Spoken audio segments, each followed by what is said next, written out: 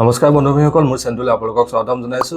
আজি এই ভিডিঅ'টোত আলোচনা কৰিম অসম চৰকাৰৰ এটা গুৰুত্বপূৰ্ণ অধিসূচনাৰ বিষয়ে। এই অধিসূচনাটোত অসম চৰকাৰৰ যি পেঞ্চনাৰসকল আছে, সেই পেঞ্চনাৰসকলৰ যদি পেঞ্চন প্ৰচেছত লেট হয় বা যি পেঞ্চন প্ৰক্ৰিয়াকৰণত যদি বিলম্ব হয়, তেতিয়াহ'লে সেই প্ৰক্ৰিয়াটোৰ লগত জড়িত যিসকল বিষয়া থাকে, সেই বিষয়াসকলৰ ওপৰত জৰিমনা আৰোপৰ ঘোষণা কৰা হৈছে। এই নিয়ম কেনেকৈ কাৰ্যকৰী হ'ব বা কাৰ ওপৰত ইয়াৰ প্ৰভাৱ পৰিব আৰু কি পৰিমাণে ইয়াৰ জৰিমনা হ'ব, সকলো কথা মই এই ভিডিঅ'টোত জনাম। আপোনালোকে সেই ভিডিঅ'টো সম্পূৰ্ণভাৱে লাষ্টলৈকে চাব।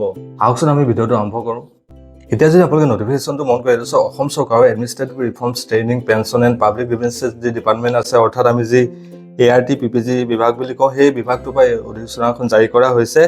অৰ্থাৎ ইয়াৰ মেইন কাৰণটো হৈছে পেঞ্চনৰ ফাইলসমূহ সময়মতে নিষ্পত্তি কৰাটো নিশ্চিত কৰিছে। এতিয়া আমি বহু ক্ষেত্ৰত দেখোঁ যে অৱসৰ গ্ৰহণ কৰাৰ পিছতো বহুত কৰ্মচাৰীয়ে সময়মতে পেঞ্চন লাভ নকৰে।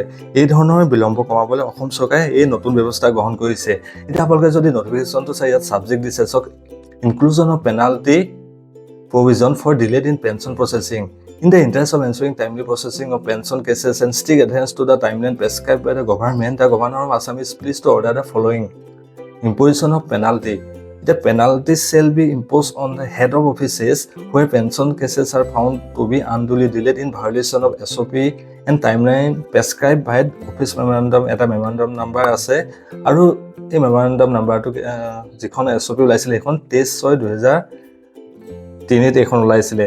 এতিয়া ইয়াত তেওঁলোকে উল্লেখ কৰিছে যে অধিসূচনা অনুসৰি যদি পেঞ্চন কেছ নিৰ্ধাৰিত SOP আৰু চৰকাৰে নিৰ্ধাৰণ কৰা সময়সীমাৰ ভিতৰত সম্পূৰ্ণ নহয়, তেতিয়াহ'লে যি হেড অফ অফিচ আছে, সেই হেড অফ অফিচৰ ওপৰত পেনাল্টি অসম চৰকাৰে বহন কৰিব। ঠিক আছে, এতিয়া আৰু তলত কি কথা তেওঁলোকে উল্লেখ কৰিছে আমি চাওঁচোন আহক। নেক্সট ইয়াতে তেওঁলোকে কৈছে আইডেণ্টিফিকেশ্যন অফ ডিলেড কেছেছ। এতিয়া সেই যিবোৰ পেঞ্চন কেছ ডিলেড হয়, সেইবোৰ কেনেকৈ আইডেণ্টিফাই কৰিব তাৰ ওপৰত ইয়াত কৈছে। এতিয়া ইয়াত দিছে যে a list of delayed pension cases shall be generated on a monthly basis from the Kritagyata portal and circulated to the concerned head of offices with copies to the respective district commissioner and senior most secretary of the department. এতিয়া কেনেকৈ identify কৰিব pension কেছবোৰ? পেঞ্চনাৰসকলৰ এটা portal আছে, কৃতজ্ঞতা portal, যিটো সকলো অফিচতে use কৰে যেতিয়া পেঞ্চনৰ কামবোৰ কৰা হয়। এতিয়া সেই কৃতজ্ঞতা পৰ্টেলৰ পৰা পেঞ্চনৰ কেছবোৰ তেওঁলোকে আইডেণ্টিফাই কৰিব, যি পেঞ্চনৰ কেছবোৰ ডিলে হৈ আছে। আৰু সেই ডিলে হোৱা যি কেছবোৰ আইডেণ্টিফাই কৰি পেলাই তেওঁলোকে এখন লিষ্ট বনাব আৰু সেইবোৰ চাৰ্কুলেট কৰি দিব হেড অফ অফিচলৈ, আৰু কিছুমান কপিজ দিব আমাৰ যি ডিষ্ট্ৰিক্ট কমিশ্যনাৰ থাকে প্ৰত্যেকখন ডিষ্ট্ৰিক্টলৈ, তালৈ কপিজ দিব, বা ছিনিয়ৰ মোষ্ট ছেক্ৰেটেৰী ডিপাৰ্টমেণ্টৰ সকললৈ তেওঁলোকে সেই গোটেই লিষ্টসমূহ দি দিব। এতিয়া নেক্সট তেওঁলোকে যদি ডিলে কৰিলে তেওঁলোকৰ পেনাল্টি কিমান হ'ব, যিসকলে এই কামখিনি কৰে, প্ৰচেছিং কৰা বিষয়াসকলৰ ওপৰত কি পেনাল্টি হ'ব তাৰ ওপৰত ইয়াত উল্লেখ কৰিছে। ইয়াত দিছে সব rate and mode of recovery. Financial recovery shell be made at the rate of 250 per day subject to a maximum of 5,000 from the official responsible at each stage of pension processing. The recovery shall be effected through the financial portal from the salary bills and reflected as deduction in the following month.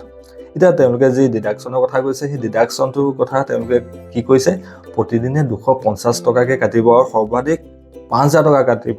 অৰ্থাৎ pension প্ৰক্ৰিয়াত যি বিষয়াসকল দায়িত্বত থাকিব আৰু বিলম্বৰ বাবে দায়ী বুলি ধৰা পৰিব, তেওঁলোকৰ পৰা এই যি পেনাল্টি আছে, পেনাল্টিসমূহ তেওঁলোকৰ পৰা লোৱা হ'ব। আৰু তেওঁলোকে কৈছে যে এই জৰিমনাসমূহ ফিনাছাম পৰ্টেলৰ জৰিয়তে যি মন্থলি বিল হ'ব, সেই মন্থলি বিলৰ পৰা কাটি লোৱা হ'ব। দেখিছেনে বাৰু? মানে যদি কোনো বিষয়া বিলম্বৰ বাবে দায়ী হয়, তেন্তে পৰৱৰ্তী মাহৰ যি আমাৰ চেলাৰী বিল থাকে, সেই চেলাৰী বিলত এই ডিডাকশ্যনবোৰ কৰা হ'ব, সেইটো তেওঁলোকে উল্লেখ কৰিছে। এতিয়া ৰেছপঞ্চিবিলিটি কি হ'ব DDOসকলৰ, সেইটো তেওঁলোকে ইয়াত জনাইছে যে responsibility of DDOs, the drawing and disbursing officer shall ensure recoveries are made as per this provision and that the list of such recoveries are furnished to the ART PPG department. All the department directors and subordinate officers shall ensure strict compliance with the prescribed timeline to avoid such penalty.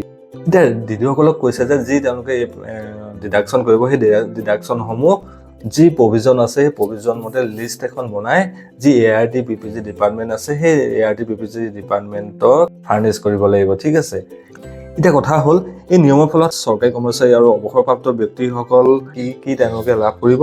প্ৰথম কথাটো হৈছে pension সময়মতে পোৱাৰ সম্ভাৱনা বৃদ্ধি পাব। Next হৈছে file জমা হৈ থকাৰ সমস্যা কমিব।